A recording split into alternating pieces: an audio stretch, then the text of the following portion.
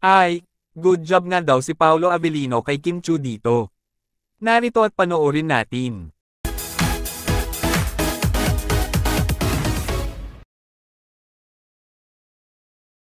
Sa naging meet and greet nga ng Kim Pao sa mga fans and supporters sa Agusan del Sur, ay napansin nga ng mga netizens na lumayo si Kim Chu nang may magpapa-picture kay Paolo Avellino.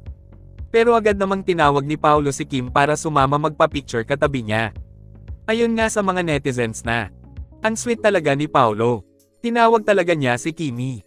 Tapos, magkadikit pa mga ulo nila. Grabe, ang sweet ni Paolo Avellino kay Kimi. Good job, Pao.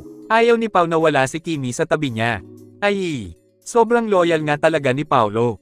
At ipinapakita nga niya ito kay Kim Chu. Talagang Kim Pao is real nga talaga. Grabe, nakakakilig talaga ang Kim Pao. Kayo, anong masasabi nyo tungkol dito? Just comment down below.